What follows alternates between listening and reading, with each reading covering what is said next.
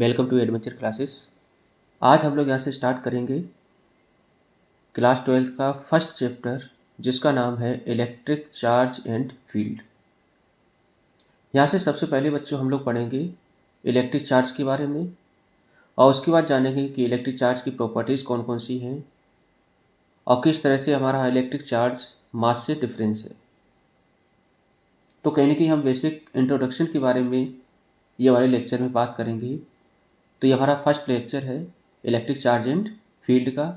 इसी तरह से हमारा नेक्स्ट लेक्चर जो होगा उसमें हम कूलम्स लॉ के बारे में पढ़ेंगे। इस तरह से हमारी जो पूरी सीरीज है वो कंप्लीट होगी। तो डेली एक न एक लेक्चर हमारा अपलोड होता रहेगा।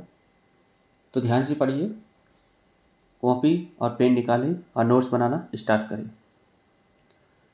बच्चों सबसे पहले हम लोग बात करेंगे कि जो हमारा इलेक्ट्रिक चार्ज है, इलेक्ट्रिक चार्ज। तो सबसे पहले बच्चों ये जानना ज़रूरी है कि इलेक्ट्रिक चार्ज की डिस्कवरी कहाँ से हुई है।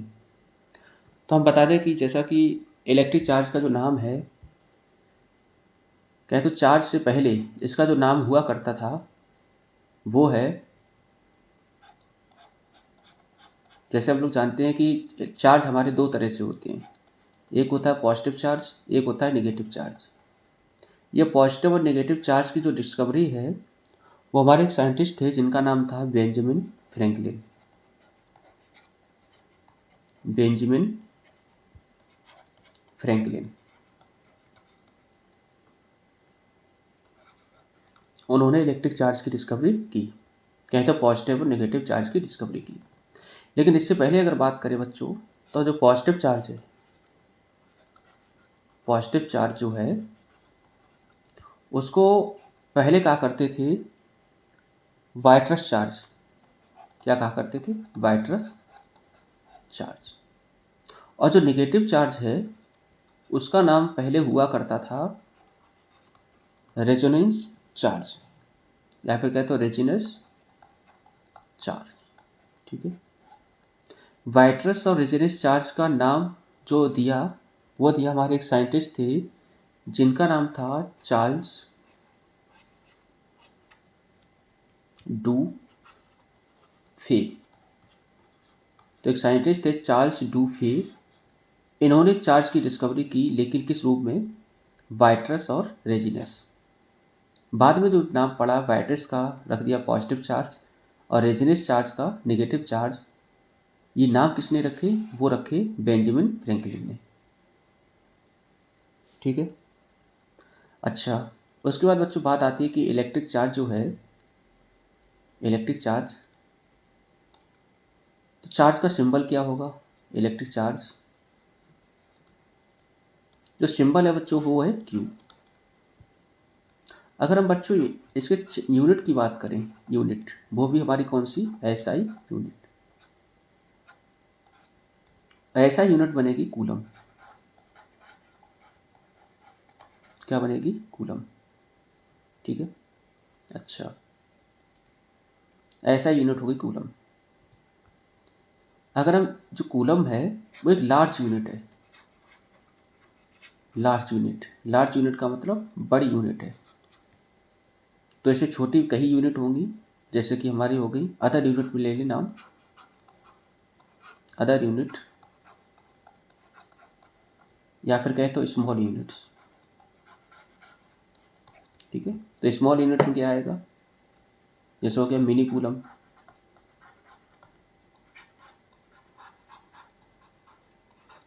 माइक्रो कूलम,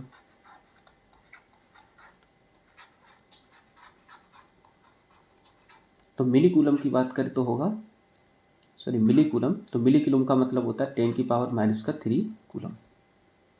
माइक्रो कूलम का मतलब होता है 10⁻�6 कूलम। तो ये हो गई अदर यूनिट, कहें तो छोटी यूनिट। अच्छा बच्चों, जैसा कि बताया हमने चार्ज दो तरह से हैं, तो एक है नेगेटिव चार्ज, एक है पॉजिटिव चार्ज। जो लाइक चार्ज होते हैं, लाइक चार्ज, लाइक चार्ज जैसे बात करें पॉजिटिव और पॉजिटिव, या फिर कहें तो नेगेटिव और नेगेटिव, ये एक दूसरे को करते हैं रिपल। क्या करेंगे? रिपल। और वही अगर हम अनलाइक चार्ज ले लें, unlike charge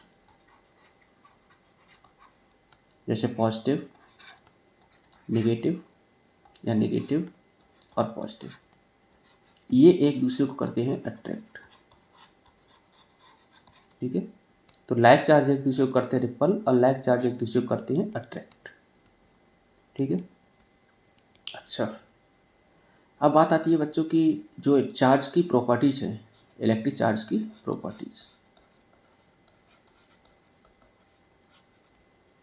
properties of charge, वो कौन कौन सी हैं, जरा ध्यान दो।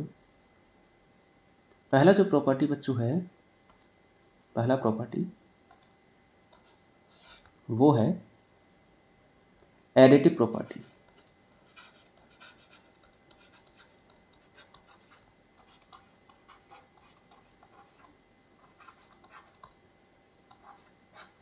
एडिटिव प्रॉपर्टी का मतलब ये है कि जो भी टोटल चार्ज होगा, नेट चार्ज होगा किसी भी बॉडी पर,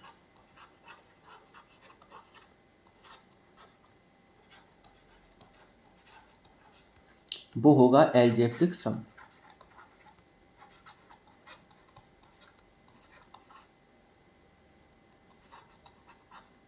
ठीक है, algebraic sum of all charges.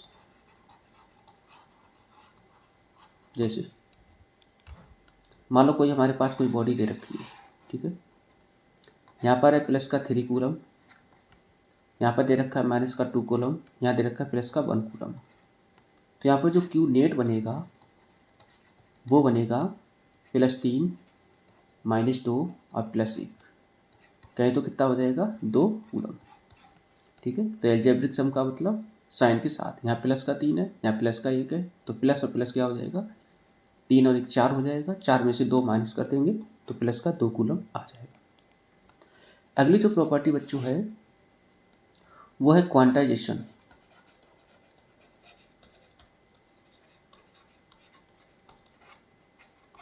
Quantization का मतलब क्या होता है कि किसी भी बॉडी पर जो चार्ज होगा, चार्ज ऑन ए बॉडी,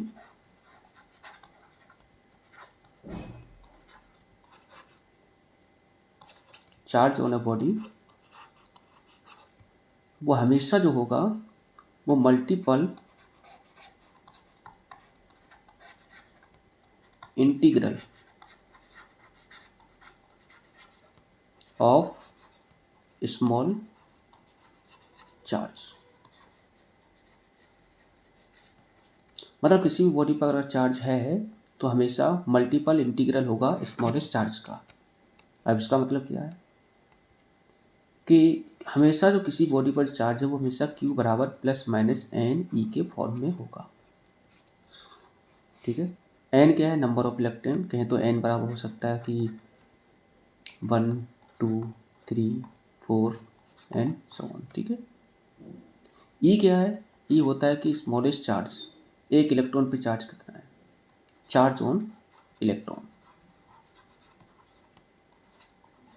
और जो इलेक्ट्रॉन पे चार्ज होता है उसी को हम कहते हैं स्मॉलेस्ट चार्ज। क्या तो यही क्या होगा? सबसे छोटा चार्ज होगा। अगर आपसे पूछा जाए कि सबसे छोटा चार्ज कितना होगा तो एक इलेक्ट्रॉन के बराबर होगा, जिसकी वैल्यू हमेशा होती है किसके बराबर? 1.6 × 10⁻⁻6 कूलम। ठीक है, अच्छा, तो जब भी आप वैल्यू निकालेंगे किसी बॉडी पर चार्ज की तो Q बराबर हमेशा या तो मिलेगा ±1E, या मिलेगा ±2E, या मिलेगा ±3E and so on ±NE। कभी भी चार्ज की वैल्यू आपको इस फॉर्म में नहीं मिलेगी, जैसे लिखा है 2/3E। क्यों नहीं मिलेगी? क्योंकि जो तुम्हारा स्मॉलेस्ट चार्ज है वो कितने के बराबर है? एक इलेक्ट्रॉन के बराबर। लेकिन यहाँ पर वैल्यू तुम्हारी किस में? फ्रैक्शन में। तो कभी भी इलेक्ट्रॉन हमारा फ्रैक्शन में एग्जिस्ट नहीं कर सकता। क्यों? क्योंकि सबसे छोटा चार्ज है। ठीक है, तो अगर किसी एक बॉडी से दूसरी बॉडी पर अगर चार्ज हमारे ट्रांसफ़र हो रहे हैं तो हमेशा इलेक्ट्रॉन के फॉर्म में ट्रांसफ़र होंगे। मतलब कम से कम कितना जाएगा? एक इलेक्ट्रॉन ट्रांसफ़र होगा। एक इलेक्ट्रॉन को हम ब्रेक नहीं कर सकते। ठीक है, अगली प्रॉपर्टी क्या होगी बच्चों?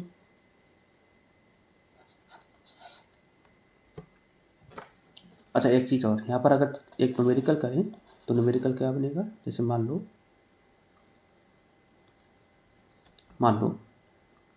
कि आपके पास जो चार्ज दे रखा है वो कितना है, 1 कूलम है। ठीक है, आपको नंबर ऑफ इलेक्ट्रॉन फाइंड करने हैं। किसी बॉडी पर जो चार्ज है वो कितना है, 1 कूलम है। आपको फाइंड करने की नंबर ऑफ इलेक्ट्रॉन कितने ट्रांसफ़र हो सकते हैं ये वाली बॉडी से किसी दूसरी बॉडी पर। तो यहाँ से अगर निकालें तो क्यू बराबर हम लोग फार्मूला पढ़े हैं एन इंटू में ई। क्यू की वैल्यू कितनी है, 1। एन की वैल्यू आपको फाइंड करनी है। ई की वैल्यू होती है 1.6 इंटू 10⁻⁻19 कूलम। तो यहाँ से बच्चों अगर एन की वैल्यू हम निकालें तो होगा 1/6 इंटू 10⁻⁻19 कूलम। एन की वैल्यू अगर निकालें तो हो जाएगा कितना, 10 या कहते तो 100 इंटू में 10⁻18। तो यहाँ से बच्चों मिलेगा अपॉन में 16 है, तो एन बराबर मिलेगा आपको कितना, 6.25 इंटू 10⁻18। मतलब अगर मान के चलो किसी बॉडी पर 1 कूलम का चार्ज है तो उसके ऊपर नंबर ऑफ इलेक्ट्रॉन कितने होंगे, 6.25 इंटू 10⁻18 कूलम।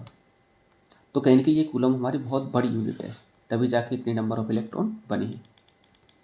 अगली प्रॉपर्टी जो बच्चों होगी वो होगी ट्रांसफरेबल प्रॉपर्टी।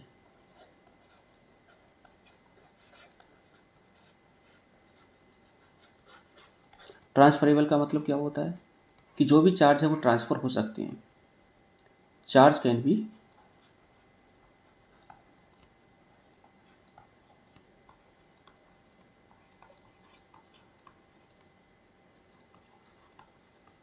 ट्रांसफ़र, ठीक है, from one two another body.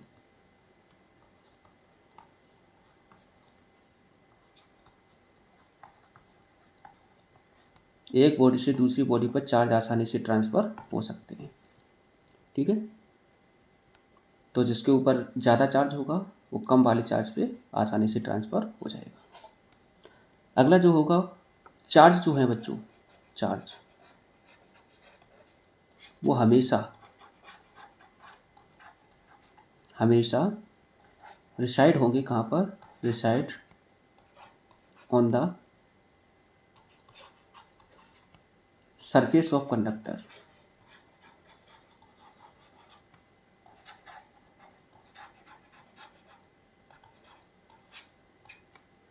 मतलब कोई भी कंडक्टर है तो उसके सरफेस पर ही हमेशा चार्ज होगी। ठीक है, सरफेस के अंदर चार्ज नहीं होगी। ठीक, अच्छा अगला पॉइंट, जो चार्ज होंगे, charge always leaks from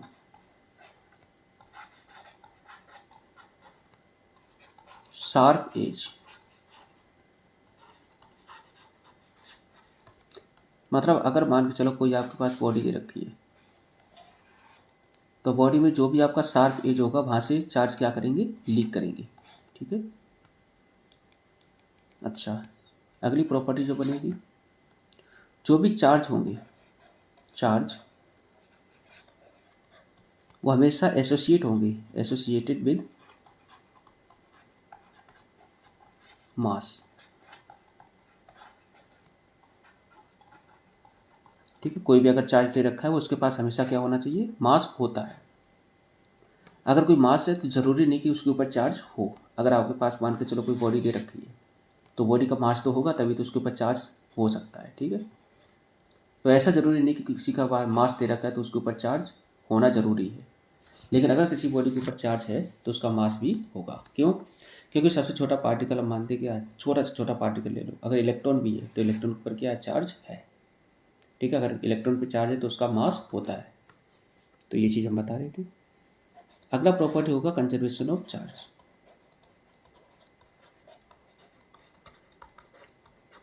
conservation of charge का मतलब ये है कि किसी भी आइसोलेटेड सिस्टम के अंदर ना तो चार्ज को हम क्रिएट कर सकते हैं ना ही डिस्ट्रॉय कर सकते हैं। व्हाट मतलब, इसको न तो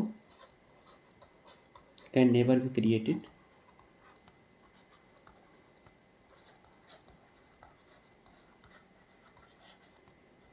nor be destroy.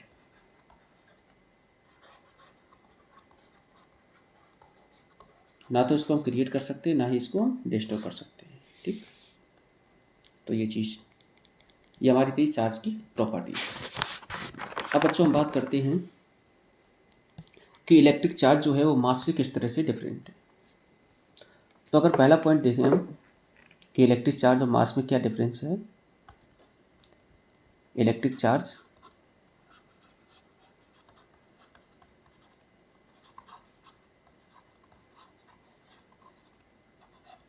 And mass,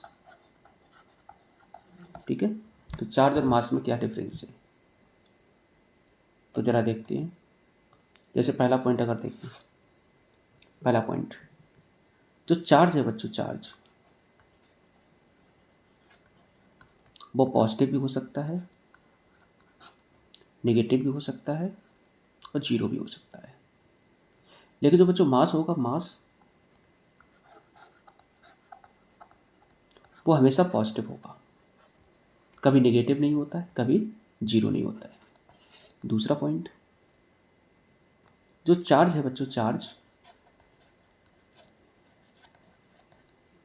कभी भी स्पीड के ऊपर डिपेंड नहीं करता है।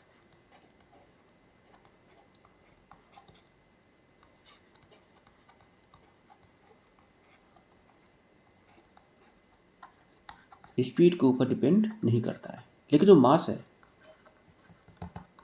वो डिपेंड करता है। किस तरह डिपेंड करता है? मास जो होगा बच्चों वो इंक्रीज करता है किसके साथ? स्पीड के साथ। अगर स्पीड बढ़ेगी किसी भी ऑब्जेक्ट की तो उसका मास भी बढ़ेगा। अब यहाँ पर मास का एक फॉर्मूला है, वो क्या है?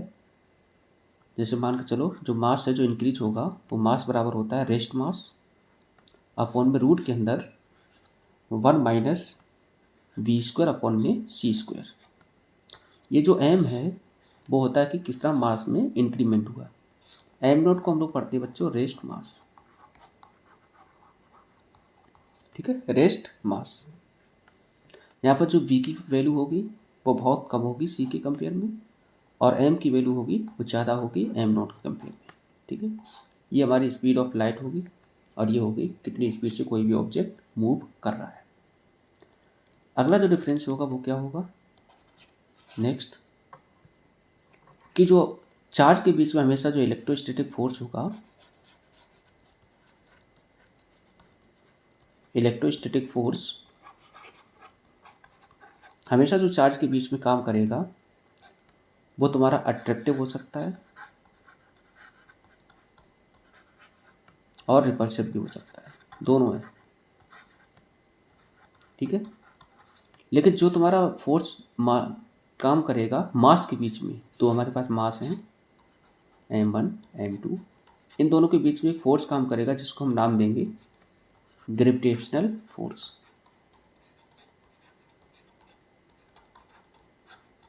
अब ये ग्रेविटेशनल फोर्स का जो वैल्यू है वो हमेशा क्या होगी बच्चों? पॉजिटिव होगी, या कहें तो अट्रैक्टिव होगी, ठीक है। ये कभी रिपल्सिव नेचर का नहीं होता है। अगला जो डिफरेंस बनेगा वो क्या है? चार्ज के पास हमेशा क्या होगा? चार्ज बॉडी अगर कोई है, चार्ज बॉडी अगर कोई है तो हमेशा उसके पास मास होगा। ये चीज़ हम पहले ही बता चुके हैं, ऑलवेज पजेसिस मास, सम मास, ठीक है। अगर कोई चार्ज बॉडी है तो उसके पास मास होगा, लेकिन ये जरूरी नहीं किसी के पास मास है तो उसके पास चार्ज का होना आवश्यक, ठीक है।